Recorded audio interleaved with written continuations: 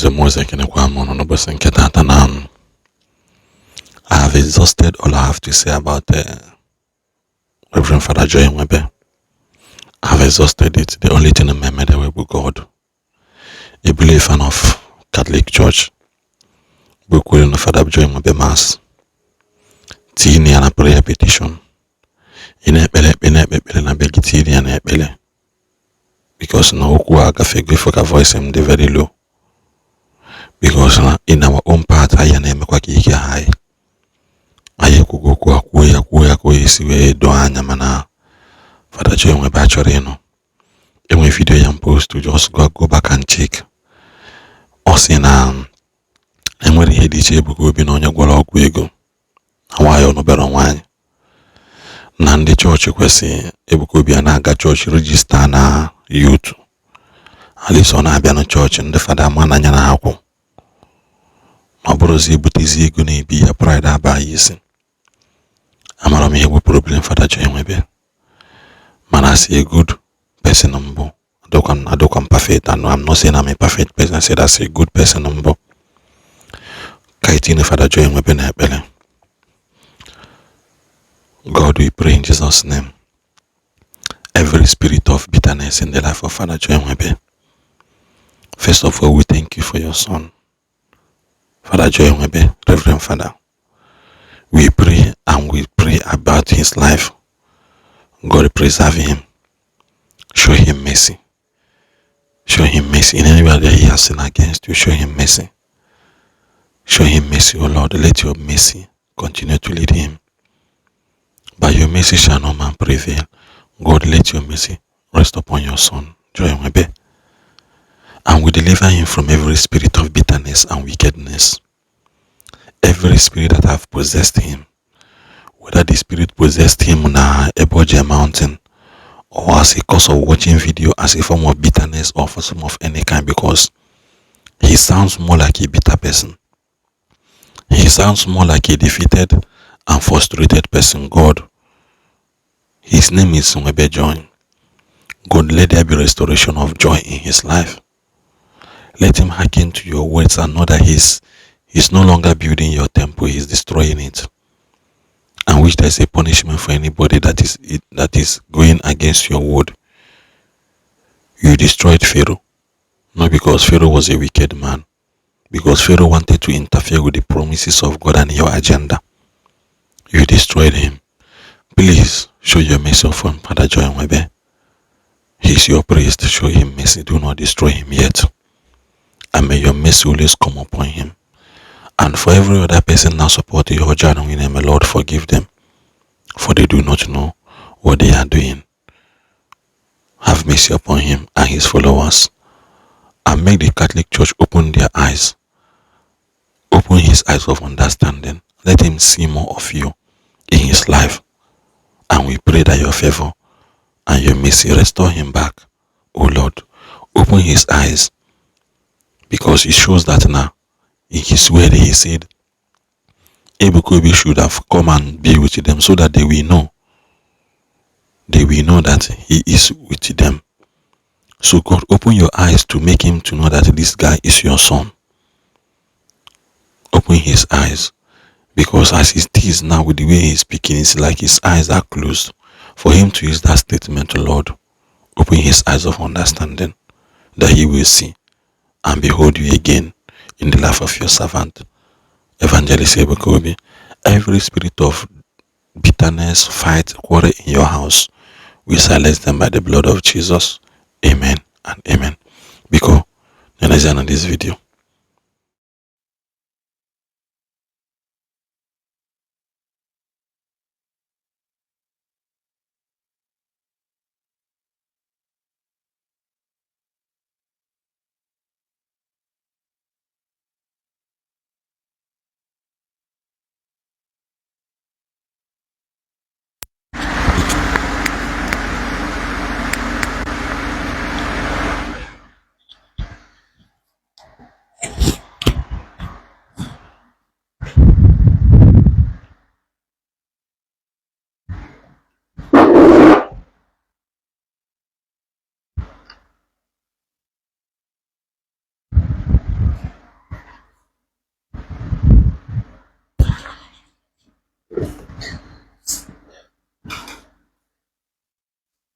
Makara share button. Share this video. I shall Nwebe discussion before I go to bed. I'm saying too much of everything. Too much of everything is bad. I don't even know why the Catholic community cannot call this man to order. Eh? I mean, it's obvious. It's obvious that he's losing it. How can you continue to talk and insult a man who has never laid emphasis on you, who has never responded to you, who has never quarreled with you? How do you derive joy in talking down on a man you are not dragging anything with? Then when people say that you are jealous, imagine even a lot of people who used to reason with you are even tired of your nuisance. Let me use it this way, because I'm sorry to say this. You are constituting nuisance on Facebook. You people should go and tell him that no Mukuye. The jealousy is too much. It is written all over your face. Look at how you are belittling yourself before your fellow man. Imagine somebody fighting the air. Imagine somebody fighting the air. The question is, can you go to Evangelist Ebuka Obi na azo? Can you go to that young man on azo? Or no chiriruzo? Or no na your parish? Or no na your way? Go na your naza and aben na no. Why do you choose to come out on Facebook and be disgracing yourself all in the name of make justice for Reverend Fathers and the Catholic Church? Who appointed you? Who appointed you? Who gave you that job? Eh? Eh? Who gave you that job? Eh? Who apportioned you? Who gave you that job? It is only you talking. There are thousands of Reverend Fathers we have in Nigeria, all over America, in fact, all over the world. Why are you trying so much to recruit other fathers to come and join you in this mediocrity? As long as they are, no matter how long they have ignored you, they have ignored your cry, because they know that your cry is just born out of selfish interest and selfish desire. Because they recruit the whole Reverend Fathers. Just look at it. Just they couldn't take. If a grown-up man, they couldn't take. Yeah?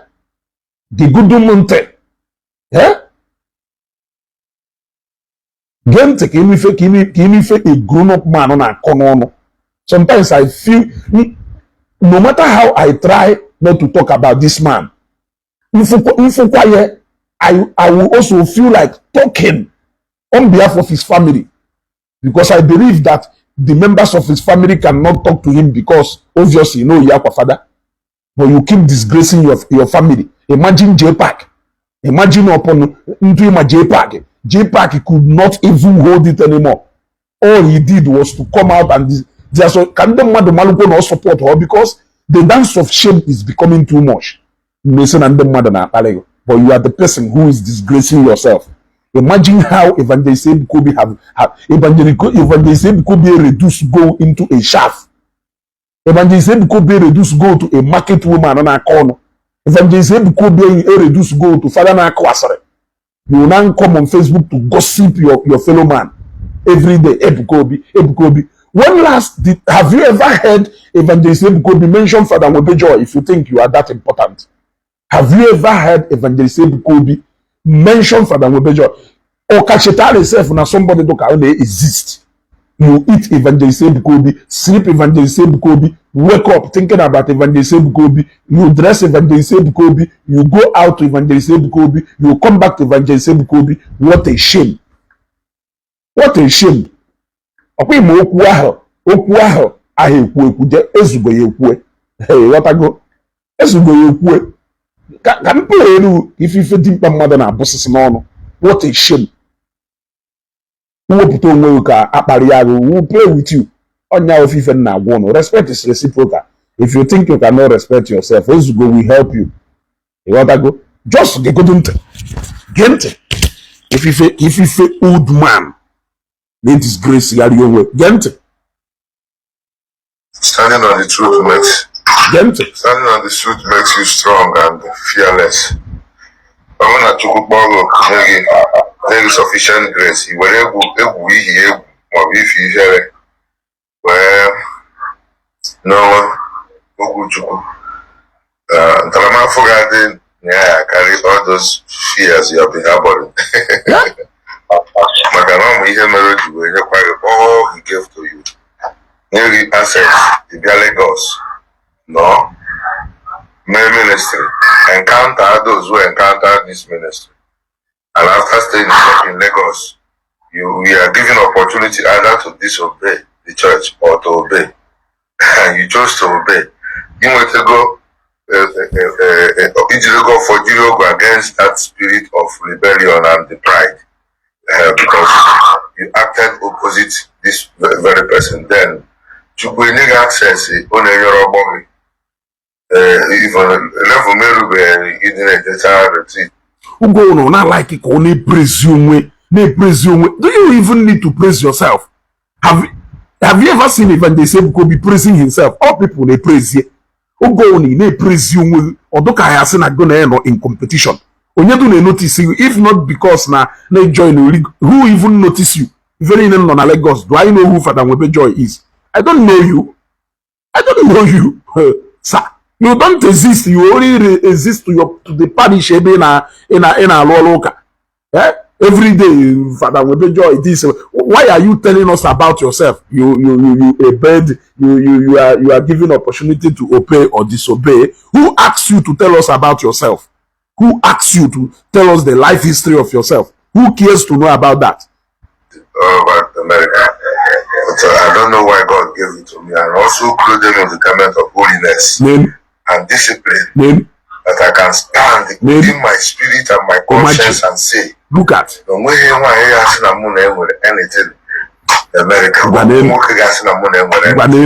The center Evangelist Ebuka Obi kwuru owori sie na akona kota. That is the same thing he's saying. God clothed me with the garment of holiness. But those are the same words Evangelist Ebuka Obi used to.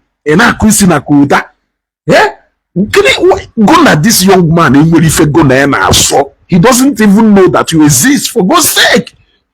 Why can't you continue with your failed ministry? What I go? I'm quit sounding like a broken record. The mad way as na father them one father them mad gun. Also now so father in mo father no mo na ha na pa phone. Mo father no mo na hama. E to kan do father see me. Me? E to kan do father see me. But that's not my pride. My pride is that God has given me the strength and then when he fails me. The good. So when he calls on me to serve him, serve his people with the word, undiluted. But as I see, can the man well like you? Who is going to like you? Who is going to love you apart from Jesus? Look at. So I thank God for the privilege. Really, because a lot of people are genuinely believing that this is the way. And but God is calling you to tell them all that glitters are not gold. That's all. A fool that the spirit in this very ministry book, the accusation. Look at. I hope you know by the fool, the attitude of the enemy, the accuser, playing out. When last did you commit a fornication? And he doesn't accuse those rich ones. And everybody knows. Not those rich ones. When they Gwazenum no boss Evangelist Ebuka Obi na-ekwu mmadụ iwere ọnụ etinye ike nwaanyị o nwere ka o si wee differentiate ye no ndị dị rich na ndị dị poor. Why does he center everything about money? That is to show that na the area around Evangelist Ebuka Obi or the jealous of his success.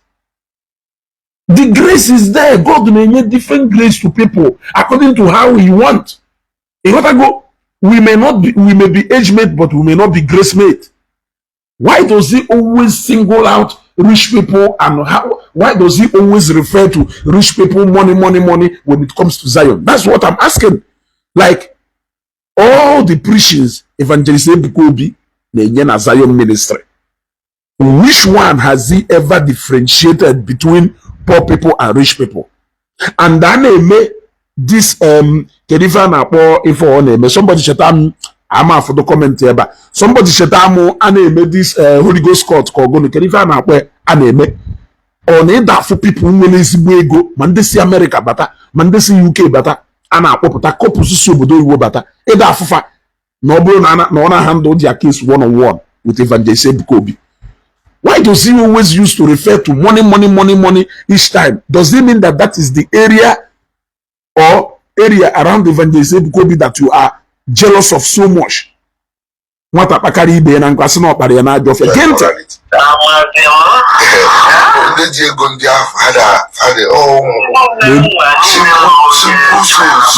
Yes, simple souls biara chere no mmadu be fa amaro na anofia. Look at somebody onwe a reverend father. Chere no mmadu be fa mana fa amaro na anofia. This man is very useless. I must tell you, he's very useless. You know when he's go kurie, he appear mentally. He ought to go very useless. Afubuhum. Imagine, hache no mado de fa hammer on an offer. Look at the reverend father, so bitter, bitterness. If bitterness, a man, you look at Father Nwebe Joy.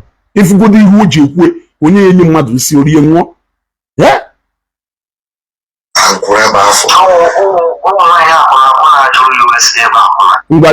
Look at Oyenya na kuna phone. Look at Oyenya na kuna phone. Obviously, when we go Oyenya na kuna phone, we get one father. Omunwanyi USA wa kuna.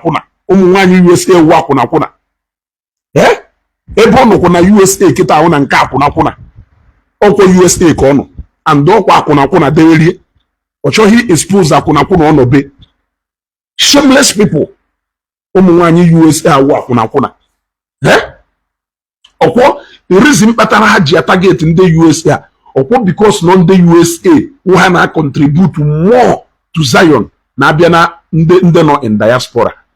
Okwo so nya patara eji we na target zi nde no USA omunwanyi USA ona afio. You people don't want to tell him the truth. I don't know why the Catholic Church doesn't want to call him to order. I understand that it was so hot for him in Lagos. That's why he left Lagos and he ran away to United States of America. He even stated it here. He even stated it here that despite how obedient and how dedicated Dodo and everything, you could see, yeah, because you are dancing a dance of shame, you think the church cannot call you to order. You choose to leave Lagos and run to America because you want to go and start throwing banter at Evangelist Ebuka Obi, who has never, by the way, responded to you for one single day. For one day, he has never responded or called your name. But you keep disgracing yourself for his own sake. Yeah? Look at somebody on a background and I say, Omunwanyi USA, Omunwanyi Akuna. Yeah? Yes, so when they can talk with an asifa, yeah, no, different, no money enough for different. For self on the when I spot a strange spirit as an exorcist, as a deliverance minister, I know. And which deliverance minister? He deliver God first. I won't be afraid to witness and say, yeah, I borrow the Holy Spirit. So when you go before that latent accuser and all they have is Akwamiko, everything sex. Yeah? And I say, what Makana Kasioka, what Bugodin when they buy in traditional religion? It has some dinner when you put on a book, I buy a woman walker, or wait twice a man.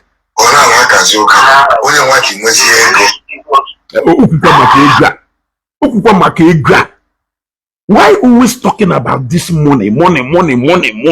What is so special about talking about this money? Yeah? jealousy. You are jealous. I look at the young man as a clown. You are jealous.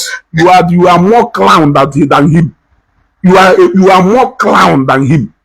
He's under the bondage and need deliverance. Under the bondage of money. You see, money. To poor. Yeah, to poor. You once talked about the Reverend Father New 10 million naira on a flight. You also want money. It's just that you have not gotten to that grace where that money will locate you to anywhere you are. Stop being jealous, my friend.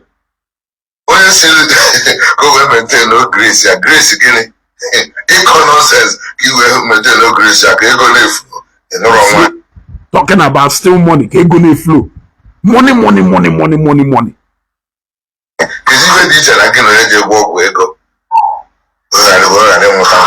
is the meaning? Another one, get if a dish, not good on your go go away at Emotan. What of Fungo? In one, are you confirming to people now, Nim one American to the Madus Wepu? Are you confirming to people Nim one America to people's Wepu? In another one, get if a dish and a good on your go at Emotan. Look at if you see father no one. When you go national, I was a Catholic.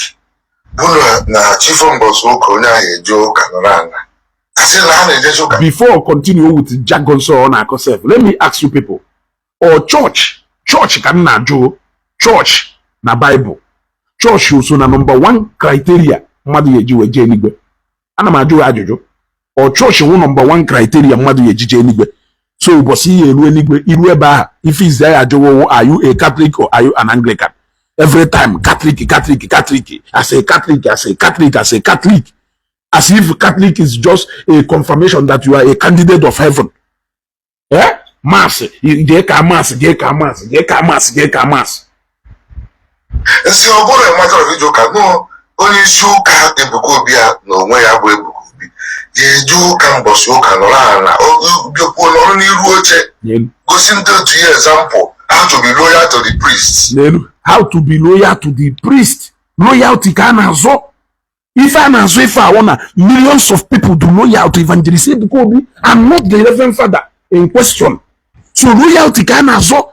Are you going to force people to be loyal to you? You cannot force. There is one thing you can never force people, and that is loyalty. Yes, you cannot force people to be loyal to you. Gonna Evangelist Ebuka Obi ada so onye kadu superior. How to be loyal to your father? Eh? Mother equal like a carnal human being yet he aqua white. It's your can get nke nyiri na wo no onye always na aqua white and actual head aqua ili you. The Catholic actual head call to other caution all. Mbaka. Neruraka. Recommend ya Ebe ko recommend here, Mr. Man. Ebe ko recommend here. Ilasre. Ebe ko recommend here. Before Evangelist Ebuka Obi went to Adoration Ground in 2007, do you know what is happening in Zion? Do you know what is happening in Zion by that 2017? Ilasre. Father Mbaka Anyela, I can recommend there. Recommend there for what? Do you know how many million followers Zion were in 2017? I can recommend there. But Mbosoka, if go flight, you chop private jet, you got back you are flying with J. So then adoration. Look at you know my microphone. You can enter madam. Neli born according to Neli. The last time I was in adoration, Mbosi amakere good ifepu. Mbosi amakere good ifepu. Mbaka nwezi ho jere gwa gị as nwe discover that you have gone. Nwa mụrụ ebe ka ọ mụrụ ya asị nwe. Ebe ka ọ mụrụ ya asị nwe. Evangelist Ebuka Obi went to nke Ebube Monso the other day. Father Ebube Monso bele kwuo ife okwu. Does he mean no Father Ebube Monso? No Father Kelafa ya. Father Oku na-ere sorry. One nya recommended ya. O jezi gba okwu asị nwe. Ifepu. The next thing is bossy and the father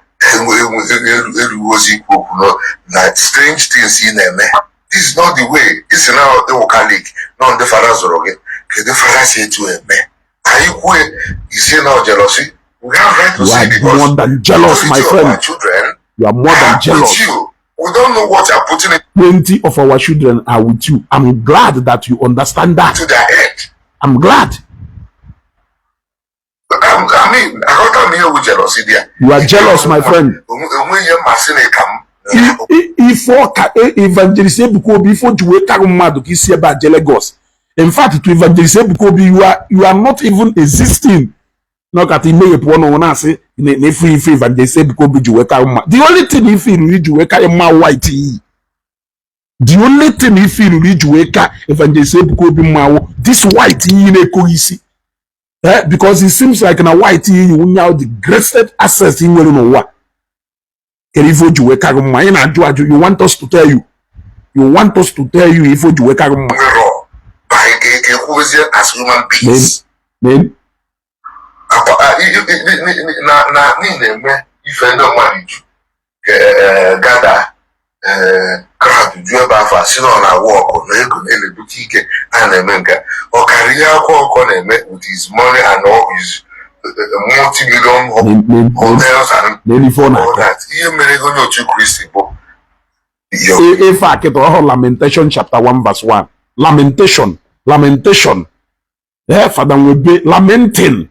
Your conduct, your comportment. It's not your financial. Oh no, in a male comportment. It is disgrace you up and down on Facebook. You no longer have time to preach the Bible to people.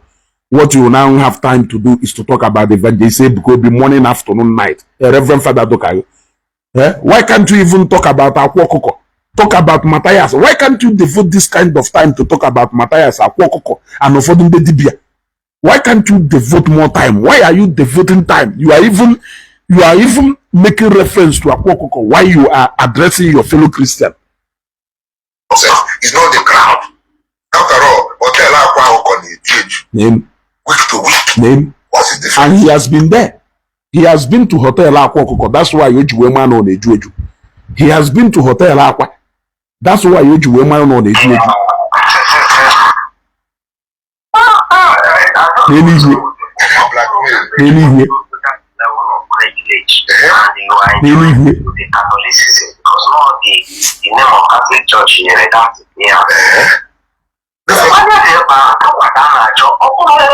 Build with that kind of capacity ministry or those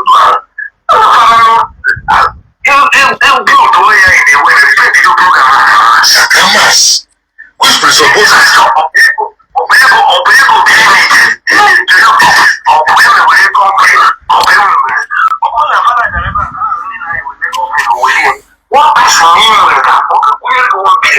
yes. No, na father bịara ebe a ka amasị were ego niile enyeta ewetara ebe a kpoye na one person ya bịa one person can come and give you 1 billion. So it is all about the money. Now if it is all about the money, what is the concern of Father Nwebe Joy and not the Catholic bishops? Evangelist Ebuka Obi now operating in Lagos under Ekwuwelinde ya de Ekwoku or Catholic Diocese of Lagos ya de Ekwoku. Go on all. Iburu nsogbu onye ọzọ n'isi ọ na-anaghị. Why castigate the priest that raised all those bloggers in me have published a disclaimer against them? It can never happen. It can, even if Evangelist Ebuka Obi we will still be coming after you. Even if Evangelist Ebuka Obi preparation because the bloggers speak if Evangelist Ebuka Obi, we will still not spare you because he did not tell us to say it in the first place. It wasn't him who asked us to be saying it. We saw it so that you are going too far. We decided to put you in shame. It wasn't Evangelist Ebuka Obi who told us, so he doesn't even have control to tell us what to do. That is one thing you don't understand. All other people who now call because of you. Did you tell them to do so? Can you even control them? They are doing that because now for a Catholic priest. Therefore, they need to protect you. They need to defend you. That is the same way. I love Evangelist Ebuka Obi. They love well for him. He can't even control it. Like he can't even tell me, Ezugo, stop this. Blogger, stop this. I will stop. We can still not sit down and watch you humiliate him, even though he cannot respond to you. But we will respond to you. Only enjoy it when they are fighting for him. When men fight for you, what will God then do? When men fight for you, what will men do? What are you doing? You are fighting for Catholic Church. You are fighting for fathers. You are fighting for Christ. What are you doing? Are you God? Are you Jesus Christ? Are you not mortal? When men fight for you, all those reverend fathers saying about they should rise up. They should rise up and fight for who? I am asking you. You are telling the reverend fathers to rise up, the reverend sisters to rise up. If men cannot fight for Evangelist Ebuka Obi, who are you fighting for? You are fighting for reverend fathers. You are fighting for reverend sisters. You are fighting for Catholic Church, and you are fighting for God. Who mandated you as a man to fight, since you think we cannot fight for him? When the Lagos, don't wait something about me that many people don't know. There is nothing about you. Who cares to know? Or if I are in a Kamas or some never. Who cares to know about it? So many people don't know about don't know about it. Who knows you? You only became popular through the name of Evangelist Ebuka Obi. If not because of Evangelist Ebuka Obi help with your ministry. You are saying that na Evangelist Ebuka Obi one back. Evangelist Ebuka Obi Evangelist Ebuka Obi, because if not because of him, who will know you? If not because of him, nobody will even know you. When Lagos, I was the most bullied. Unquote by the priest, but I know it was not the priest. I was the most bullied by the priest, but I know that it was not the priest. Then remember I had it because they are not in the same frequency with me. But the Holy Spirit that guides me to they are not on the same frequency with me. You know, and the father. No, the occultic kingdom in this place. I try and it challenge you. So God is trying to test your humility in order to trust you with the next level of power. Or this can the intention ministry of lead reminded to disobedience. The intentions are pure. Because you cannot run beyond the church that gave you the platform. See? It has always been all about the church, the church. Church enwere church na eluigwe ka nna ajụ no enwere church na eluigwe kelu church dey for Father Nwebe joy. Instead of speaking for Christ, he is busy defending the church and fighting for the church. Which church? So when you look at a devoted Anglican, it is enough to lead me to heaven. It's a question that I'm asking, and it's an honest one. For that matter, this is an honest question I am asking. Why church, disobedient to the church, church or Christ, church or God?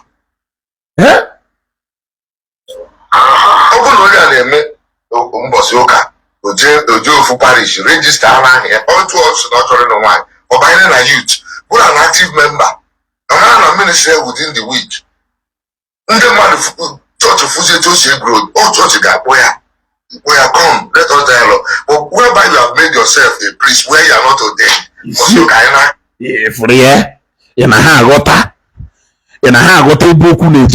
Whereby you have made yourself a priest, even when you are not ordained. If we on has power with them, almost so much power. Carry somebody like him in an inferiority complex within a trouble for that will be. You gotta go. You know, Kata ni joku Goliath, gonna Goliath announce if you Goliath you need to go down and a man in there, to chase that is exactly what we are doing. Because as far as I'm concerned, nobody mandated you to go on this. You are all alone. Since we started this, I have spoken to several reverend fathers who pick up my phone, my number from my page and call me. They have called me. Discuss what? How many of them? Monday inbox on how many of them? Yeah? They have spoken to me. And that is how I know that you are on this alone. Elijah Nuguno on this alone.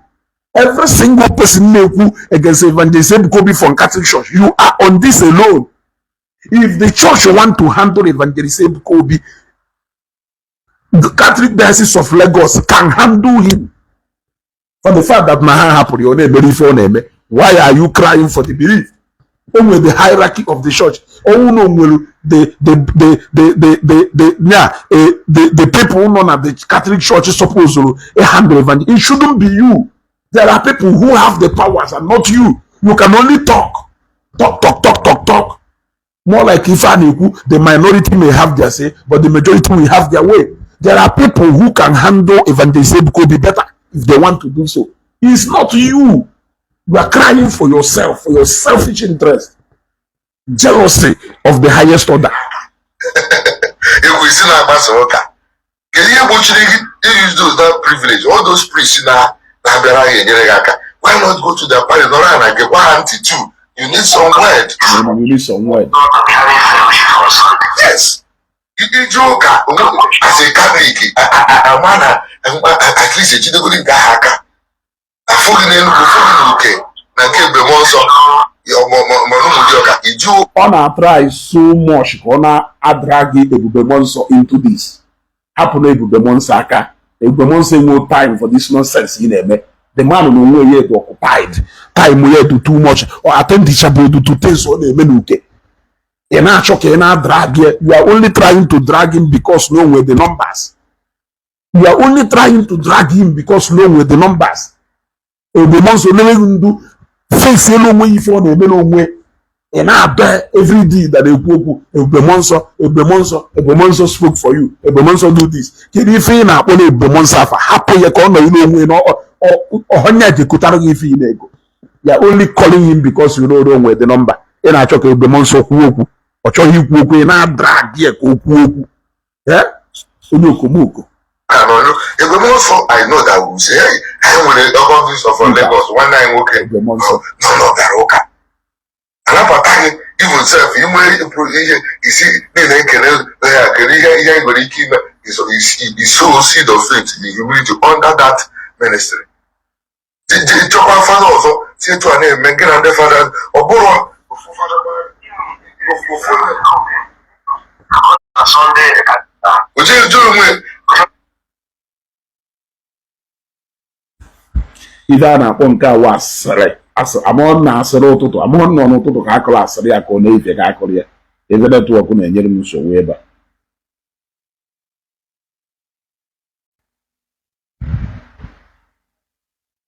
Even that work on a Jeremy Weber. Would you do it?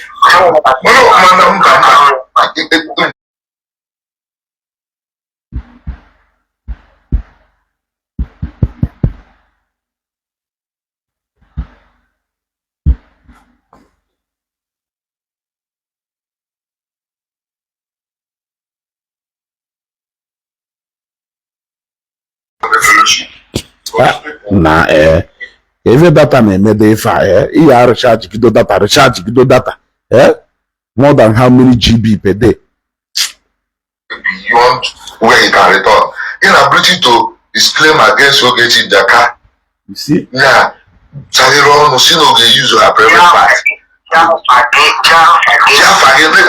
Defend again. Why you know that? You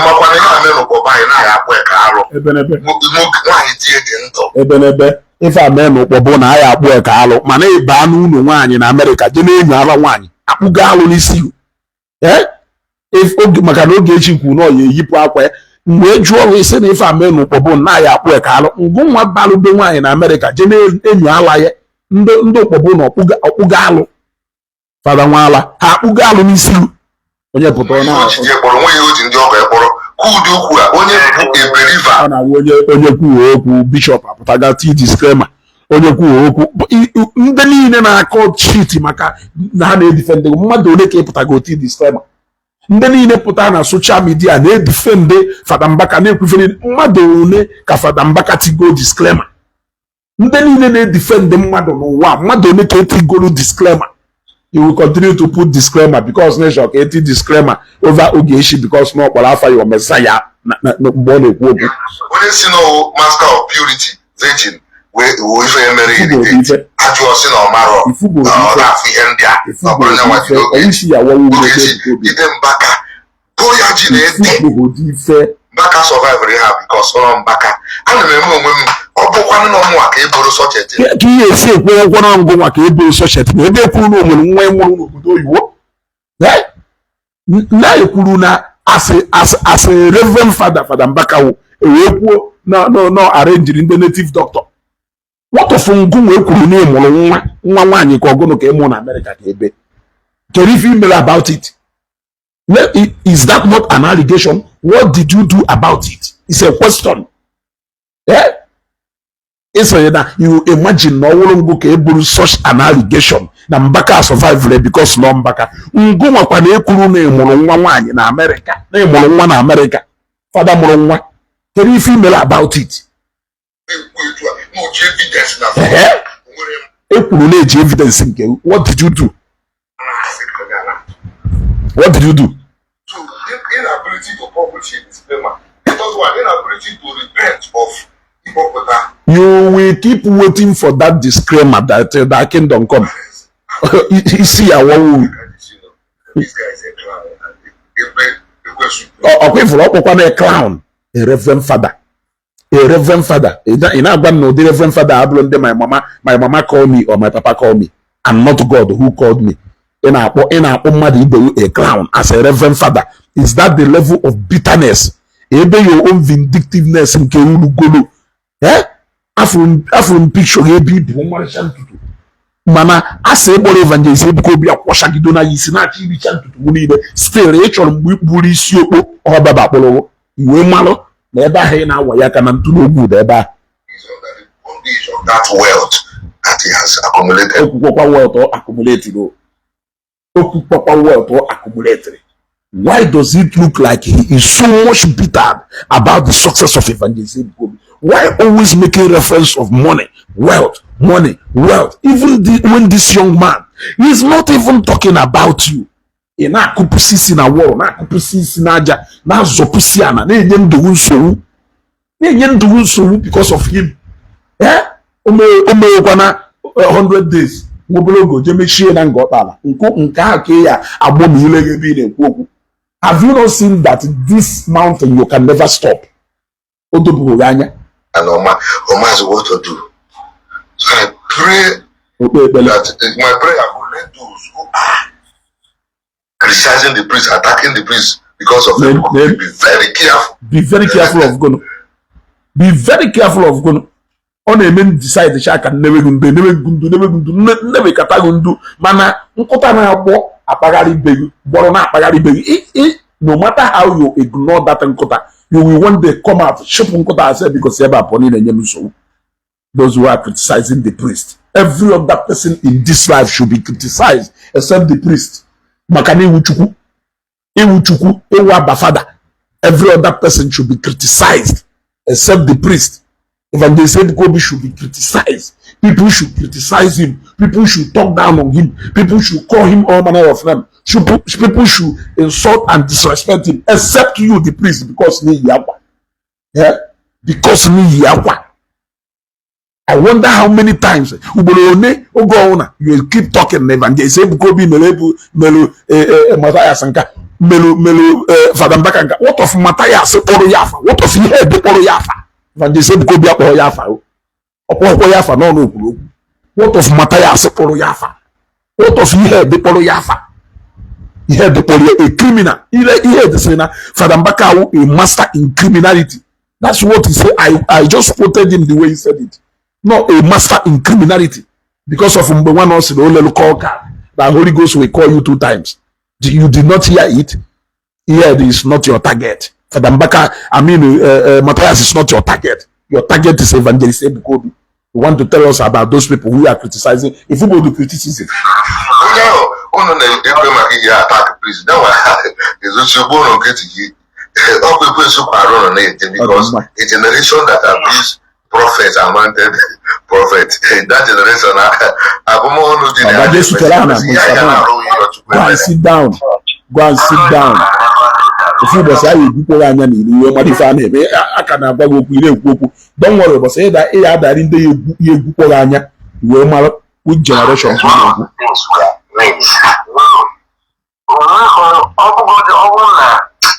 no Friday, actually, I don't know what's the name. He's supposed to Somebody you have never interacted with, you have never even exchanged words with him. You keep talking about pride, the pride. Every energy guard, they put that. See ya now, body. Every Land Cruiser, police say, see ya now, body. Governor, welcome here, government governor's lodge. See ya now, body. If we are only make successes, see ya now, body. One mother, I don't know where you could see. There won't kill you, one not you go to know your own, or not you go to stop crying. No one of your own minister in our government, you won't dare. Remember, it will be more same time. Or could with time. Elijah with time because no fear na Ebuka Obi, who is not a reverend father, na J Shine yet. There was a time this whole thing name used to be him as far as Catholic Church is concerned. Yes, now Angaye somebody wanna refer to as a layman, they are marry a child here, by 1,000, and they was young. Even on young myself, I bakwa etwisiebe because no man and corner chika. Yeah. Yes, it's forgotten the father. Say happen there, Father Kahame. Now we should not respond to them. We should allow you because you are God. Iwuchuku, upon the madi beluchi father, or chuku chiberu father, or Jesus Christ is name to chiberu father. Yeah, as a father, say happy Evangelist because became a way because my father. Ebe zana ma happen go back and father. Emalo ma bia fumo to niro happen go because my father. Ebe go if na shop ma gwa yoku because my father. Happen go ki no wom ki be we do chuku. You just dey play. Can you put on yes you will stop your anointing. Yeah, say happen the father ka eku woye. Kofu go do ki ife ndị father na ekwu n'ọnụ yes we stop anointing. Cheru kwana ka nkai na-ekwu maka nke go nwa father ka ifu ko yes we stop anointing. O nwere ife mkpuru n'ọnụ ma ya stop ni anointing no father Nwebe na ọnụ nwere anointing. O nwere ife mkpuru n'ọnụ ma maka father Mbaka ya stop nwa anointing father Mbaka nwere. Yeah? So why are we just putting the anointing of Evangelist Ebuka Obi into question here? So say happen go nwa father Nwebe ki ikwuwe. Say happen father Mbaka ka okuwe. Say happen unu niile ka unu kwuwe. Is that not so? Unu niile kwube mana ndị nyanwa na-akwụbu okwu iti na-agba. Imagine ka ọ ya adụ na okwuwezie. Every day kete pụta agba camera Ebuka Obi ị na-akpa afa more than 100 times in a day and he has never mentioned your name. Imagine ka ọ ya adụ ụbọchị ọ ya anọkọta pụta na page ye on a Zion prayer movement wee kpọọ afa yo. That day you are gone. That day you are doomed. Your own is gone.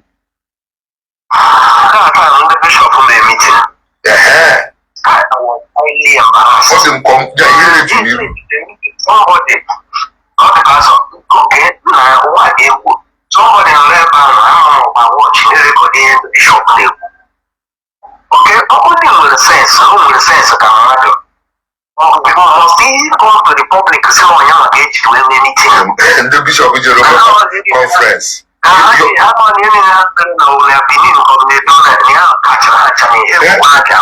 These elders, some of them are good enough to be your father. At a meeting, your issue is a concern. Your popularity is not little. It's not something that will be neglected. You see, your issue is a concern. Your popularity is not little. It is not something that should be ignored. You see, have you seen what the problem is? Now, this is somebody nearby who that na a priest humiliated in Lagos. That a priest bullied in Lagos. Look at if somebody neku oh man no well father body na Lagos. But Evangelist Ebuka Obi kuste na no meeting. But you recognize the fact that na popularity ya do little. Popularity ya do little. Influence here can report us. How? So through your behavior. You see people are not agitated or irritated. The ignorance. It's a dangerous thing. You look at the result. Talking about you are looking at a woman, Bobby. but I know who about Ogi na-enyo ala nwaanyị. Just look at Fada nwala. When you get this, you see, how do you think that this defamation? Ị na-enyo ala nwaanyị nọ ngụ ji ọnụ ukwu na-ebata be nwaanyị oyiho bra ka eke isi wee ma na oyi ha akpala. Ka eke ihe ka fada dụka oyi esi meghepụ ọnụ ukwu na-ebata be nwaanyị onye kpọrọ onwe onye nsọ ya. Ichere na-achọ ka ịtọ ka ọ daa ọnụ ụmụ nwaanyị na Amerịka. Ịghọtago iwe kwuo na oyi ya kwapụta na oyi ha akpala na oyiho bra wee pụta. Ka eke isi wee mmanụ ngụ nwa ụfada. Ka eke isi wee mmanụ na oyi ha akpala. Iyipụta na nwaanyị akpala. Ka eke isi ama nwaanyị iyi akpala na nwaanyị eyi ha akpala. As in he who the gods want to destroy, they first made mad. And that is exactly what is happening to you now, but you don't know. Can destroy a priest. You end up here. You when you destroy a priest, self-pride. Every time, priest. You are disgusting by saying, oh, priest. Everything is priest. Everything is priest.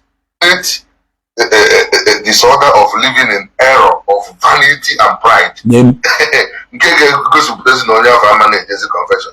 When you have a man jealousy. When you have a man didn't do a belly because the high of pride of prayerlessness. Jealousy. Father, then I cheer the money Louis, you know. When you father, and I cheer the money Louis. That can affect man. People need to get it into their head. Self-praise. Manoka na ikuko maka pride though. Bam the kind who kelonye mwelu more pride between Evangelist Ebuka Obi and Donya. Self-praise. Father yana cheer do na mane Louisi. Self-praise. It doesn't touch my white. Oja kasigo niwe. Emaro na oja kasigo ugwa yebe no na America. Why you yezo? It doesn't touch you. Mege puono gwa yebe na America ka white guy zo ni yesi eba move out the next minute. Upon goes and you could disclose they've been on America. Can you feel Yezu? Whoever been on America, it doesn't touch you. You do homeless the next minute. Stop it, don't can go. And I say, oh, there is on free, yes, sorry. And you tell the priest not to establish the truth and be fearlessly so. In a book, so more about Fada na kwasịrị. Fada na kwasịrị. Fada ile ncha. Fada ile ncha. I think the only thing I was also thinking about you. Fada ile ọsa. Fada ile ọsa. Una achọghị ịkọrọ this man to order. Ọ ya tebọsicha onwe. Ịghọtago? Una achọghị ịkọrọ this man to order. Something is truly wrong with this man. What is wrong with him? He's losing it. He is losing it, and nobody. This is something that nobody is telling him. He is losing it. And all this one with Lefu now saying Father, they are enjoying the show. But what they don't want is for people to come and they are enjoying the show. That is why they don't want anybody to come and contest even that all in the name of no father. Catholic. I respect Reverend Fathers in a Catholic church. But if you want to tell me that they are your God in Catholic church, I'm going to go that I am not a Catholic. I am an Anglican. Since you don't want to see Evangelist Ebuka Obi as a minister of God, therefore let us respect him. The same way me say father, our father, no father the Catholic, respect and say father, keneye, the same thing me do with a bishop in a Catholic church, a bishop in an Anglican church. I say my Lord Bishop, the same thing me do with a pastor in a Pentecostal, respect and say pastor. You want to come and start bringing division because you think that the whole Igbo race or the whole Nigeria are Catholic. Why always Catholic? And na-ekwu Chukwu, na-ekwu Chineke na Facebook, na-ekwu Catholic, na-ekwu church, na-ekwu church authority for where? Ilu enigwe ajụọ kele church ị na-eje. Esi na onye Catholic ka ewu asịrị na kpụọ, isi na iwu onye Anglican na asịrị pụọ. Isi na onye Anglican asịrị pụọ. Ụmụ efulefu. Ezugo, your family should push to should why is it that your family cannot put you to shame? Oh hey you ke iwu nnukute egu because ọ na ịhụ nnukute anụ mpama ife fada Nwebe na-ekwu, you are enjoying it so much. You are enjoying it so much. You don't want to hear anything contrary. Mana ọ na-afụ bụ ụdị ife hapụ na ya na-edisgrace onwe ọ na-edisgrace onwe anyị enyere ya aka na-echi pọte ịghọtago anyị enyere ya aka na-echi pọte na white ya ontewi anyị emegide ya ife were aka dọsịsịcha white ahụ oyi n'ahụ oyiri black by force ebe m fụrụ na white ahụ oyi bụ ife na-eko isi. How can you constantly be talking to a man who has refused to respond to you? Are you not aware that the day Evangelist Ebuka Obi mepele ọnụ ya wee cheta you are done, you are doomed, your own is finished? Are you not aware? The day Evangelist Ebuka Obi nwere ike ikpe ka ịnọkọta na open heaven wee meghepụ ọnụ wee kpaa afa wee lay condemnation upon you as a reverend priest ahụ, you are finished, your own is done. Nke ya ekpomego where you are still learning. Kana aga n'ubi ka ọ ka na-aga just never unu because of respect and loyalty onwe na Catholic Church. Ọkwanya ka o ji wee newe ndu ị na-akwụ n'elu na-akwụtu ị na-akwụ n'elu na-akwụtu. Nwanne m nwoke je park gwara wo merie ọ gwara wo merie Evangelist Ebuka Obi na-emere ndu because obviously no respect as a priest. Mana you keep on disgracing yourself, you are tormenting yourself even when nobody is tormenting you, nobody is after you, you are eating yourself up. Bitterness and jealousy, money. Echi ya kana kota. Moto ni na eburu bia na ebi Evangelist Ebuka Obi. If you have such kind of grace, somebody eburu moto abia nye. Yes, only inwe that kind of grace, somebody eburu that same moto and ebi Evangelist Ebuka Obi. Bia kwa biyu. You want to go? How do you eburu the moto? Bia biyu. Mana nolo. Mana ya nọrọ ime ga na-agba fada na-akụ asịrị onye kwuo ya ọwụ n'okwuwara ọnụ. Biko, I think I will end this broadcast here ka abalị